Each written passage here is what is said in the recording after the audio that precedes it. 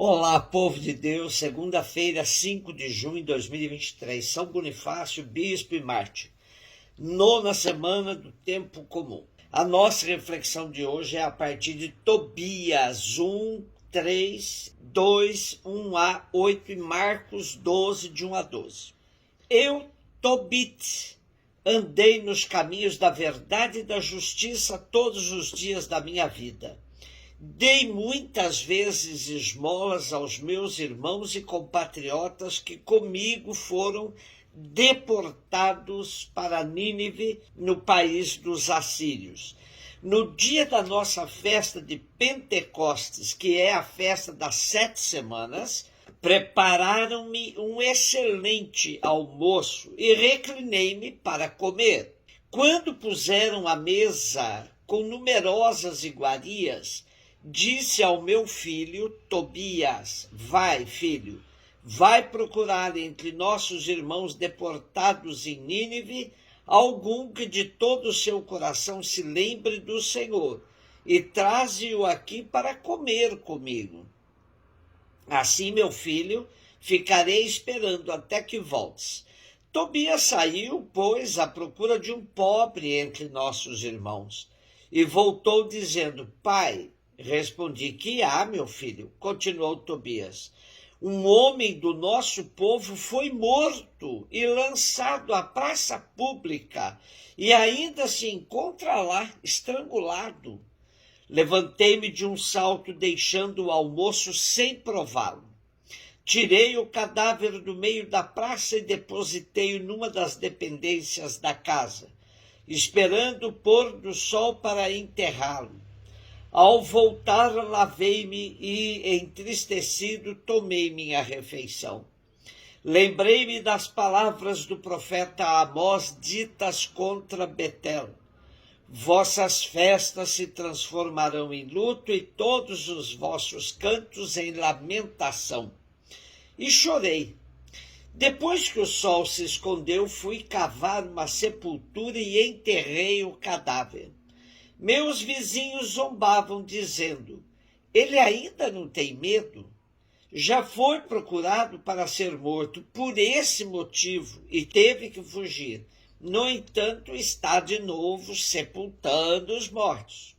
O livro de Tobias é comumente situado no século III a.C. E há consenso em afirmar que ele não é histórico e de autor desconhecido. Seus originais em hebraico se perderam, só o temos na versão grega. Não foi aceito como livro inspirado pelos cristãos da Reforma.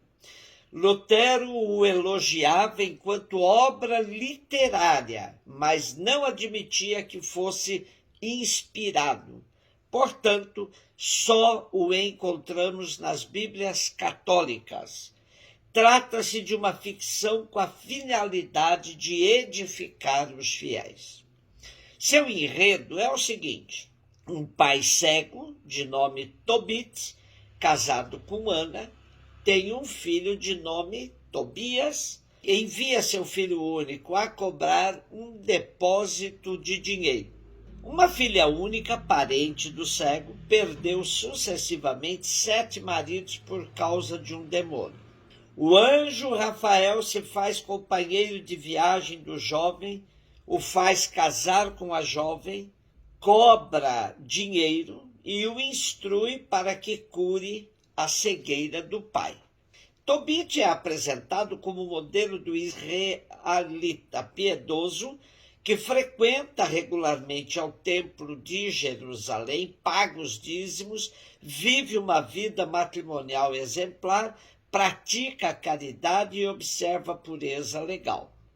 O livro de Tobit é uma pregação viva dos chamados 3 pilares do judaísmo: oração, esmola e jejum. O nome de Tobit significa literalmente a minha bondade, mas pode tratar-se da abreviatura de uma frase em que o sujeito é Deus. Nesse caso, pode significar o Senhor é bom ou o Senhor é o meu bem. De qualquer modo, mais do que Tobit, o livro fala de Deus, que não abandona seus fiéis e que se os põe à prova é para lhes dar o prêmio. O texto que hoje escutamos ilustra a piedade de Tobit, quando, durante uma das solenidades de Israel, já se encontrava à mesa, onde sempre havia lugar para alguns pobres. Vem dizer-lhe que um hebreu fora estrangulado e que seu cadáver jazia na praça da cidade. Tobit ergue-se e imediatamente vai recolher o cadáver e dar-lhe uma sepultura digna. Trata-se de um gesto corajoso, pois já fora ameaçado de morte por causa de gestos semelhantes.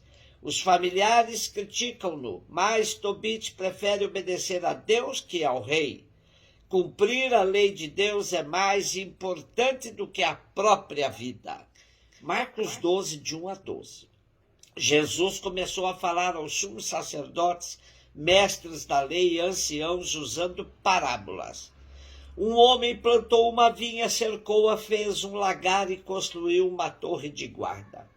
Depois arrendou a vinha a alguns agricultores e viajou para longe. Na época da colheita, ele mandou um empregado aos agricultores para receber sua parte dos frutos da vinha. Mas os agricultores pegaram no empregado, bateram nele e o mandaram de volta sem nada. Então o dono da vinha mandou de novo mais um empregado. Os agricultores bateram na cabeça dele e o insultaram. Então o dono mandou ainda mais outro, e eles o mataram. Trataram da mesma maneira muitos outros, batendo em uns, matando outros. Restava-lhe ainda alguém, seu filho querido. Por último, ele mandou o filho até aos agricultores, pensando: eles respeitarão meu filho. Mas aqueles agricultores disseram uns aos outros: esse é o herdeiro, vamos matá-lo e a herança será nossa. Então agarraram o filho, mataram e o jogaram fora da vinha. Que fará o dono da vinha? Ele virá, destruirá os agricultores e entregará a vinha a outros. Por acaso não lestes na Escritura: a pedra que os construtores deixaram de lado tornou-se a pedra mais importante.